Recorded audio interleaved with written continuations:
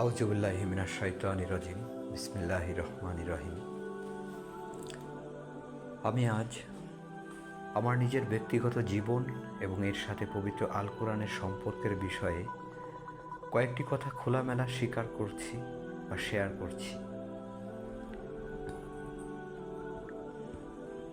কারণ আমি পবিত্র আল কোরআন অধ্যয়ন করেই জানতে পেরেছি, একজন মানুষ যদি জ্ঞান বা প্রজ্ঞা অর্জন করতে চায়, তাহলে তার সবচেয়ে বড় প্রয়োজন নিজের দুর্বলতাগুলো প্রকাশ করা, নিজেকে দুর্বল হিসাবে প্রকাশ করা, নিজের ত্রুটিগুলোকে প্রকাশ করা। আমার কাছে সেটিই মনে হয়েছে যে আসলে একজন মুসলিম হিসাবে ইসলামের সাথে, পবিত্র কোরআনের সাথে আমার যেরকম সম্পর্ক থাকার কথা ছিল, সেটি কি হয়েছে আমার জীবনে। আমি সেই অভিজ্ঞতাটাই শেয়ার করতে চাচ্ছি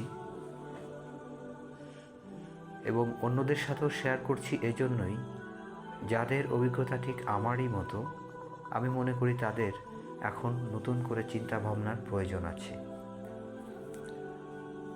আমি ছোট্টবেলায় মক্তবে প্রথমে সিপাড়া, এরপর কোরআন শরীফ শিখেছি। প্রতিদিন সকালে যেতাম নিয়ম করে এবং অনেকের সাথে বসে কোরআন শরীফ মুখস্থ করতাম। মুখস্থ করেছি সিপাড়া, এরপর কোরআন শরীফ, এরপর পাঠ শেষ, অর্থাৎ আমার কোরআন মুখস্থ করা হয়ে গেছে, আমার ইসলামের জ্ঞান অর্জন শেষ। এরপর আমাদের দৈনন্দিন জীবন যুদ্ধ, অর্থাৎ স্কুল, কলেজ, ইউনিভার্সিটি, এরপর চাকরির পড়াশোনা। এই একাডেমিক লাইফে পড়ার মধ্যে যেটি পড়া হয়েছে সেটি গল্প, উপন্যাস, দর্শনশাস্ত্র কিংবা বিজ্ঞানের বই। কিন্তু পবিত্র আল কোরআন, যেটি আমি ছোটবেলায় শিখেছি এবং যেটি ব্যবহার করে প্রতিদিনই মুসলমান হিসেবে নামাজের সময় ব্যবহার করেছি, সূরা কিরাত পড়েছি, আমার কাছে মনে হয়েছে সুদীর্ঘকাল নামাজ পড়লেও আমার নামাজে আমি কখনো খুব একটা পরিবর্তন উপলব্ধি করিনি। সবসময় প্রায় একই রকম, অর্থাৎ নামাজ পড়ছি, মাঝে মাঝে নামাজ ছুটে যাচ্ছে, আবার পড়ছি। কিন্তু পবিত্র আল কোরআনে আল্লাহ তাআলা কি বলেছেন, এতগুলো আয়াত কেন নাজিল করেছেন, কিসের জন্য, আমার কাছে সেই প্রয়োজন বোধটা হয়নি। আসলে একাডেমিক লাইফে আমাদের ধর্মচর্চার বিষয়টি অতটা গুরুত্ব পায়নি, বা একাডেমিক লাইফে ভালো রেজাল্ট করার জন্য ইসলাম ধর্মের উপর যে বিশেষ গবেষণার প্রয়োজন বা জানাশোনার প্রয়োজন, এটি কখনো হয়নি। এভাবেই সুদীর্ঘকালই পার হয়ে গেছে। এরপর এক সময় জীবনের চরম বাস্তবতায় অনেকটা ঠেকে গেলে মানুষ যেমন কোনো কিছু ধরে আঁকড়ে ধরতে চায়, চরম হতাশার মুহূর্তেই আমি পবিত্র আল কোরআন হাতে নেই এবং সেই হতাশার সময়গুলোতে পবিত্র আল কোরআনের সূরাগুলো, তার বাংলা অর্থগুলো অধ্যয়ন করি, চিন্তা ভাবনা করি বা বোঝার চেষ্টা করি এবং খুব অল্প দিনেই আমার বিভ্রান্ত, দিশেহারা মনে আমি মানসিক প্রশান্তি ফিরে পাই। কারণ পবিত্র আল কোরআন, এটি মানুষের জন্য বলা হয়েছে রহমত, মানুষের জন্য হেদায়েত, মানুষের জন্য কল্যাণ, মানুষের জন্য পথ প্রদর্শক কিংবা মানুষের যে কোনো রোগের শেফা, বিশেষ করে অন্তরের রোগের শেফা, এবং এটিই সঠিক। কিন্তু এমন কল্যাণকর একটি জিনিস আমি আমার জীবনের সুদীর্ঘকাল আমার জীবন থেকে দূরে রেখেছি। কারণ আমরা যে পারিবারিক শিক্ষা, সামাজিক শিক্ষা কিংবা একাডেমিক শিক্ষা অর্জন করেছি, সেখানে কোথাও কেউ কখনো আমাকে এই বিষয়টির উপর গুরুত্ব দেওয়ার দাবি তোলেনি, আর আমি নিজেও উপলব্ধি করিনি।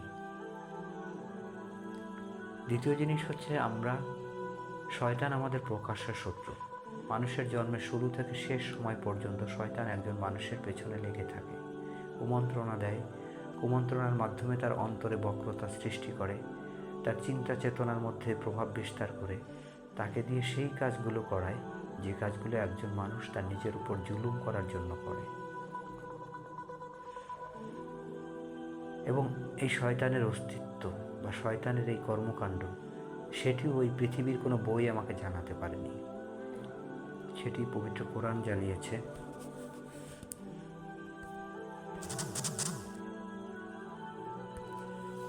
এবং এই শয়তান থেকে আত্মরক্ষার যে বিষয়টি, সেটিও পবিত্র কোরআনে আল্লাহ তাআলা স্পষ্ট করে দিয়েছেন, এবং সেটিই একমাত্র পথ।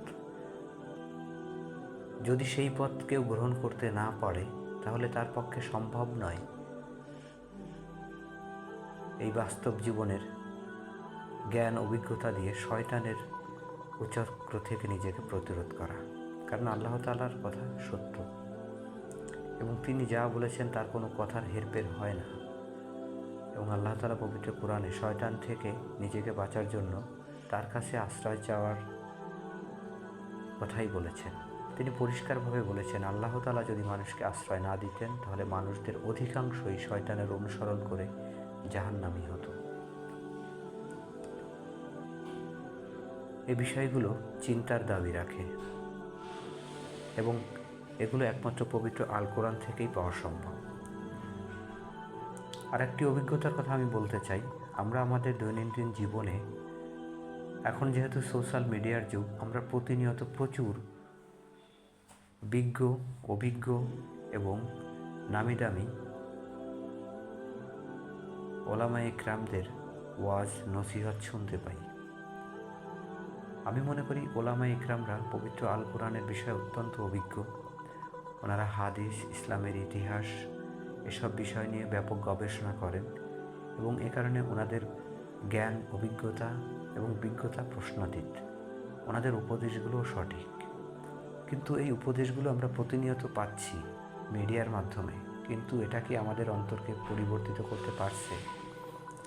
কিছু কিছু ক্ষেত্রে তা হচ্ছে, কিন্তু ব্যাপকভাবে না হওয়ার কারণ আমার কাছে মনে হয় যে একজন বিজ্ঞ ব্যক্তি তার বিজ্ঞতার ভিত্তিতে, তার প্রজ্ঞার ভিত্তিতেই উপদেশ দিয়ে থাকেন, কিন্তু যিনি গ্রহণ করেন তার গ্রহণ করার জন্য অনুরূপ জ্ঞানের সামর্থ্য প্রয়োজন। আর সেই জ্ঞান, প্রজ্ঞা রয়েছে পবিত্র কোরআনে। সেই কোরআনকে আমরা দূরে সরিয়ে রেখেছি। আমার কাছে আরেকটি বিষয় বিস্ময়কর মনে হয়েছে। ছোটোবেলায় পবিত্র কোরআন ঘরের মধ্যে দূরে একটু উপরের স্থানে রেখে দেওয়া হতো। যেহেতু পবিত্র কোরআন পবিত্রতা ছাড়া স্পর্শ করা যায় না, তাই এটিকে একটু দূরত্বেই রাখা হতো।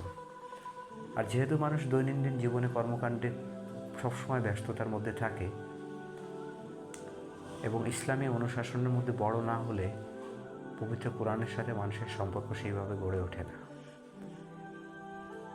কিন্তু এই সুদীর্ঘকাল আমি যে একাডেমিক লাইফে অসংখ্য বই পড়েছি, গল্প, উপন্যাস, বৈজ্ঞানিক বই পড়েছি, যে সমাজ থেকে বড় হয়েছি, যে পরিবার থেকে বড় হয়েছি, এরপর যে কর্মক্ষেত্র বা আমরা যে সামাজিক পরিমণ্ডলে বেড়ে উঠছি, সেখানে আমাদের যে আলোচনা, চিন্তা, ভাবনা, তার মধ্যে ইসলামী আদর্শ, ইসলামী সমাজ ব্যবস্থার তেমন স্থান নেই। আমরা লক্ষ্য করলে দেখতে পাই, এখন বর্তমান সমাজে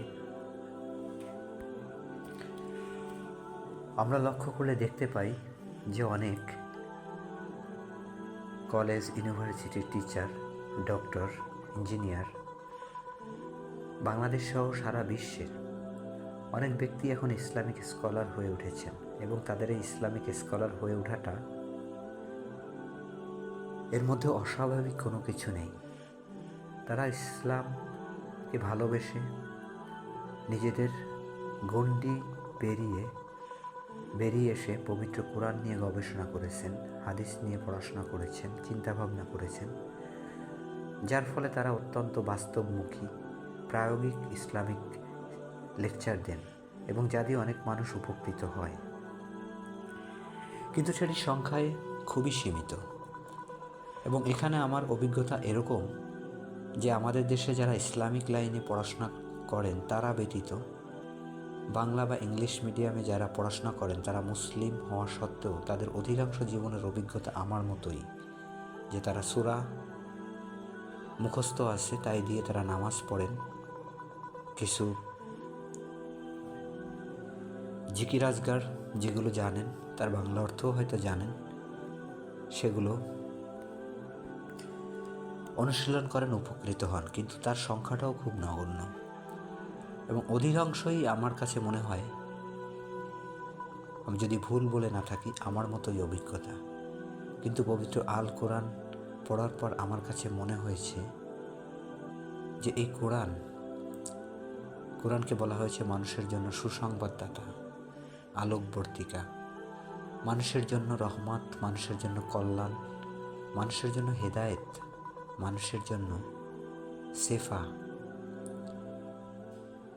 মানুষের অন্তরের প্রতিষেধক, অন্তরের প্রশান্তির পথ এবং ইহজীবন এবং পরকালের পরিপূর্ণ কল্যাণের নির্দিষ্ট এবং সুনিশ্চিত রাস্তা। সূরা ইউনুসের 62, 63 এবং 64 নং আয়াত, যার সরল অর্থ এরকম: আল্লাহ তাআলা বলেছেন, আল্লাহর বন্ধুদের কোনো ভয় নেই, যারা ঈমান এনেছে এবং আল্লাহকে ভয় করছে, তাদের জন্য রয়েছে সুসংবাদ দুনিয়ার জীবনের জন্য এবং পরকালীন জীবনের জন্য। এবং আল্লাহ তাআলা কর্তৃক প্রেরিত এই সুসংবাদের ক্ষেত্রে আল্লাহ তাআলা নিশ্চয়তা দিয়েছেন, আল্লাহ তাআলার কথার কোনো হেরফের হয় না। এই আয়াতটি খুব সহজ সরল।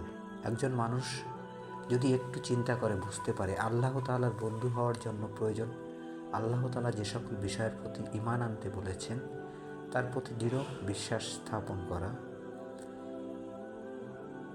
এরপর সে অনুযায়ী নেক আমল করা আর আল্লাহকে ভয় করা।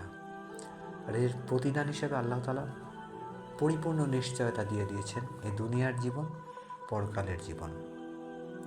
এবং এটি জানার পর একজন মানুষ তার মনের প্রশান্তি ফিরে পেতে বাধ্য। কারণ দুনিয়ার জীবনে যত অস্থিরতা, যত অশান্তি, যত অনিশ্চয়তা থাক না কেন, আল্লাহ তাআলার কথা একজন মানুষ যখন শোনে, উপলব্ধি করে, বিশ্বাস করে, তখন তার মানসিক দৃঢ়তা চলে আসে, যা থেকে তারা বঞ্চিত, যারা পবিত্র আল কোরআনকে দূরে সরিয়ে রেখেছে কিংবা শুধুমাত্র অধ্যয়নের মধ্য দিয়েই সীমাবদ্ধ রেখেছে। এবং যেহেতু ইসলাম শিক্ষা করা অর্থাৎ দিন শিক্ষা করা আমাদের জন্য ফরজ মুসলমান হিসাবে, এবং দিন শিক্ষার অর্থ এই নয় শুধু সূরা কেরাত মুখস্থ করা এবং নামাজ পড়া, অবশ্যই আল্লাহ তাআলা কী বলেছেন, কেন বলেছেন সেগুলো উপলব্ধি করা। আমি আবার বলছি, যারা ইসলামী চিন্তাবিদ, স্কলার কিংবা ওলামায়ে ইকরাম, তাদের কথার উপর সাধারণ মুসলমানরা ডিপেন্ড করে বা তাদের উপদেশগুলো গ্রহণ করে এবং সে এটিই মনে করে যে এই উপদেশ গ্রহণ করে আমি জীবনযাপন করব। হ্যাঁ, এটিই হচ্ছে, এর দ্বারা প্রচুর মানুষ উপকৃত হচ্ছে, মানুষ আল্লাহর পথে পথ চলছে, শান্তির পথে পথ চলছে। কিন্তু এখানে একটি মনস্তাত্ত্বিক বিষয় আছে।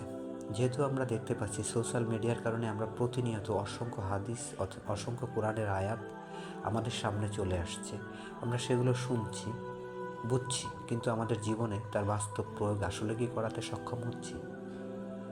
আমার মতে অধিকাংশের ক্ষেত্রেই উত্তর না।